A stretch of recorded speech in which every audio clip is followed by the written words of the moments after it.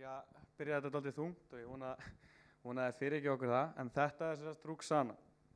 Og Ruxana var í mjög ofbeldisfullu sambandi með karlmanni sem hún valdi ekki fyrir sig sjálf og hún ákveði að skilja það. Og það er rosalega smán í indversku samfélagi ef að konaðinn vill skilja þig. Og hann, eiginmaðurinn ákvað að hefna sín með því að hella yfir hana sýru. Og tengdamóðurinn reyndi meira að segja að kveiki henni lifandi. En hún lifði það af, en hún endaði á götunni með litlu dóttur sína. Það sem að gera svo næst fyrir Ruxanu er að dótturinn veikist. Og Ruxana á ekki jafna neinum lyfjum fyrir hana, þannig að eini kosturinn í stöðunni er að flytja aftur inn til fyrirrænandi tengdafjölskyldu sinnar og búa bara í rauninni sem þræll undir stanslausu líkamlegu og andlegu ofbeldi.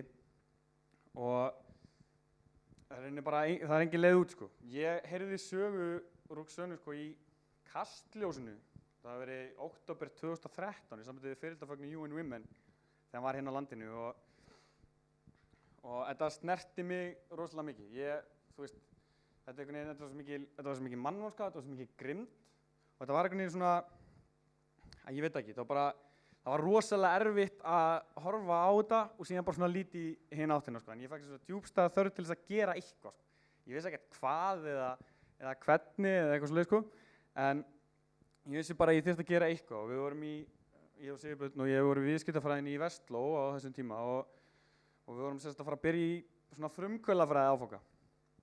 Og ég veit ekki á hverju ég myndi þetta í hug, en ég hugsaði svona að þetta verður örugglega sko geggjaður vettvangur til þess að reyna að gera eitthvað svona verkefni og ég, án þess að vita nokkuð hvað ég ætlaði að gera, þá reyndi ég að smíða einhverja hugmynd og svo tók ég þessa hugmynd sem ég bjó til og fór til Sigurbjörns og reyndi að fá hann í lið með mér. Já, sko, aðeins innan frumkvöðla áfanga í Vestló að þá, sko, maður hefur rosalega frjálsar hendur í honum og hann er bara, þetta er frábær áfangi og stökkpallur fyrir góðar hugmyndir. Og já, eins og ég segi, maður getur rauninni gert hvað sem er, en flest fyrirtækin og flestir hóparnir gerðu nú eitthvað voðalega einfalt, bara eins og að flytja inn tannbursta, nærbuxur eða eitthvað í þeim gír sko, og selja það svo heima á Íslandi. Svo að þegar Kormákur kom til mín og sagðist til að stofna fyrirtæki til að búa til atvinnutækifæri fyrir konur á Indlandi sem hefur lent í sýruárásum með því að flytja inn indversk lífræn krydd til Íslands og hinna Norðurlandana. Sko, ég held að drengurinn væri bara endanlega búinn að missa það, sko. Hann var nú þekktur fyrir að fá stórar og miklar hugmyndir, en þarna held ég að ég var ekki alveg að kveikja á þessu. Ég viðurkenni það, en eftir að hafa hugsað málið aðeins betur og tala við hann, að þá sá ég nú samt að þetta var kannski ekki alveg jafn langsótt og ég held fyrst. Og ég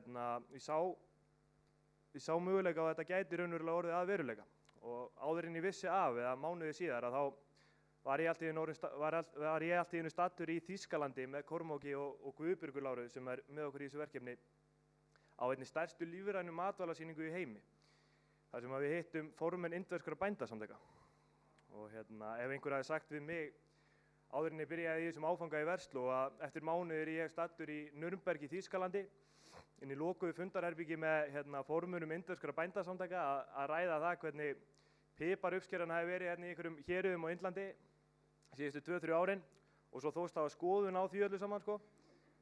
Ég veit ekki hvað ég hefði gert, ég hef allavega ekki trúa viðkomandi sko, það er alveg á hreinu. En þessi ferð, hún var gríðarlega eftir á gríðarlega dýrmætt og mjög þakkláttur fyrir hana og ég held að þegar maður hugsa tilbaka sko að þá hafi hún verið svona fyrsta alvöru skrefið í átt að því að taka hugmyndin okkar og gera hana að einhverju meira og stærra en bara góðri hugmynd sko. Og þá langar mig til að segja ykkur aðeins frá hugmyndina því ég er nú ekkert búinn að koma inn á hana almennilega. Þá er hún í grunninn ekki flókin og gengur í rauninni út á það að við kaupum verslum við indverska smábændur sem eru staðsettir í Kerala og fleiri héruðum á Indlandi. Flytjum kryddið svo þaðan til Gurgaon sem er rétt hjá Nýju Delhi þar sem að fórnarlömb sýruárása munu vinna við að pakka kryddinu inn. Þaðan verður kryddið svo flutt til Íslands og hinna Norðurlandana bara tilbúið til sölu. Þetta eins og ég segi hugmyndin svona í mjög grófum dráttum og svo flækist þetta náttúrulega allt saman einhvern veginn sko. En ég ætla ekki að fara endilega nánar út í það. Svona pælingin á bakvið það að við völdum krydd og ákveðum einbeita okkur að kryddi í sjálfu sér ekki mjög flókin.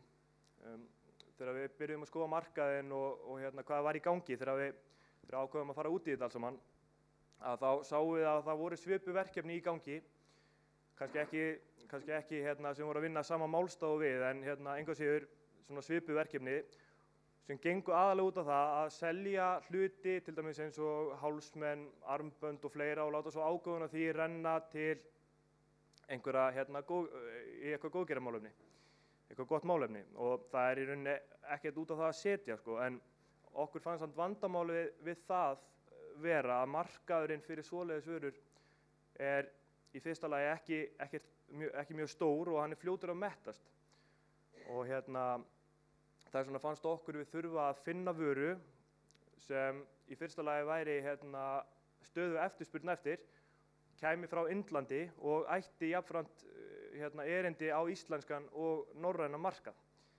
Og þá byrjuðum við að hugsa málið aðeins betur og þegar maður hugsar Indland að þá allavega hjá mér krydd mjög fljótt að koma upp í hugan. Og kannski það því að indversk matagerð líka þekkt fyrir það að vera mjög framandi og góð. Þannig að það lá eiginlega beinast við að velja krydd og þá fannst okkur líka mjög spennandi að nota þetta kannski elsta viðskiptamódel í heiminum sem inn- og útflutningur á kryddi til þess að tækla svona samfélagslegt vandamál sem að sýraórusir eru. Okkur fannst það mjög spennandi og þá langaði mig líka til að segja ykkur svona mína reynslu af þessu öllu saman. Þetta náttúrulega búið að vera, við erum náttúrulega mjög ungir eins og hún kom inn á áðan og erum ekkert mjög reyndir en þó erum við komin með meiri reynslu en margir á okkar aldri bara út af þessu verkefni. Og ég get alveg viðurkennt það að stofna þetta fyrirtæki og allt í kringu það miklu meira mál en ég hélt til að byrja með og ég hélt til að byrja með að þetta yrði mikið mál, þannig að þið geti ímyndað ykkur hvernig þetta er búið að vera. En ég engu að segja mjög þakklátur og ég held að þessi reynsla muni nýtast mér gríðarlega vel í framtíðinni. Við erum búin að þurfa að gera fullt af hlutum og alveg óteljandi hluti, en það sem vafðist kannski svona hvað mest fyrir okkur í byrjun, fyrir utan náttúrulega fjármögnun, var að finna tengiliði á Indlandi. Það ekki auðvelt. Allavega við fundum ekki leið til þess strax sko. En á endanum komist við í samband við ASFI sem eru hjálparsamtök, standa fyrir Acid Survivor Foundation of India í gegnum íslenska sendiráðið í Nýju Delí og þar kynntust við fólki sem hafði trú á hugmyndin okkar og hjálpaði okkur svo við að finna fleiri tengiliði á Indlandi og verkefni og sko allur ágóðinn á okkar verkefni. Það eftir að við erum búin að borga öllum starfsmönnum laun og annan rekstrakostnað, það mun renna til þessara samtaka og nýtast heim í sinni baráttu gegn sýraórusum og í því að hjálpa fórnarlömbum sýraórusa við að fóta sig á nýju lífinu. Og já. Já, eins og Sigurbjörn sagði, við erum búin að fara ágætlega langt á þessu 1,5 ári síðan við byrjuðum á þessu. Ég skal viðurkenna það samt sko, ef ég hafði haft sko einhverja hugmynd hversu mikil tími og mikil vinna væri að fara í þetta, þá hefði ég aldrei byrjað á þessu sko. Ég skal bara viðurkenna það, þannig ég gífilega þakklátur þessu mikla vanmati sem ég hafði á þetta verkefni í byrjun og ég meina það er svona helsta ástæðan fyrir því eins og þetta, við erum standandi í dag sko. Það sem við erum helst að vinna í núna eitthvað sem að flest frumkvöðlafyrirtæki þurfa að ganga í gegnum og það einhvers konar fjármögnun. Fjármögnun líka sérstaklega erfið sko fyrir samfélagsleg verkefni og samfélagslega frumkvöðla vegna þess að markmiðið ekki aðalega að hámarka hagnað hluthafa. Og sko þá komum við dálítið inn á þetta, að við þurfum dálítið að fara að breyta þessari hugsun að fyrirtæki séu til þess að hámarka hagnað hluthafa. Ég meina, þú veist, þessu vandamálin sem við erum að byrja að kljást, sem við erum að kljást við núna eru náttúrulega gríðarlega stór. Ég meina, við erum með, sko, þú veist, ég meina, það eru hungursneyðir, styrjaldir og mannréttindabrot hægri og vinstri, sko. Og það sem við gerum núna til þess að leysa þessi vandamál er að, ég meina, við stofnum oftast einhvers konar samtök, þessi til dæmis góðgerðarsamtök. Og góðgerðarsamtök til dæmis eru rosalega, ég meina, þetta er rosalega falleg hlutur, þetta er mjög þörf og eru mjög mikilvæg á mjög mörgum sviðum. En samt vandamáli við góðgerðarsamtök er að þau byggja svo oft á frjálsum framlögum. Og vandamáli við frjáls framlög er að það er rosalega erfitt að skala módel sem að byggist á frjálsum framlögum. Ég meina, ef við tökum svo dæmi eins og í Bandaríkjunum, það var sko 2% af svona heildarneyslu Bandaríkjamanna með frjálsum framlögum inn í góðgerðarsamtök. Sem þýðir það, við erum að nota þessi 2%, náttúrulega fyrir utan ríkið, er þessi 2% okkar eina framlag til þess að berjast við þessi gríðarstóru vandamál sem við erum að kljást við, sko. Og það er náttúrulega bara ekki alveg nógu gott, sko. Já, sko, við þurfum að fara sko horfa á það hvernig við getum hannað sko lausnir sem eru sjálfbærar, það er standa í eigin fótum, eru ekki háðar frjálsum framlögum og eru sko skalanlegar.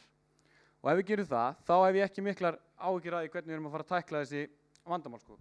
Það sem við erum að gera, við erum að taka eitt elsta viðskiptamódel í heimi sem er það inn- og útflutningur á kryddi og ég meina ef okkur tekst að skapa samfélagsleg verðmæti út frá því, ég meina hvað er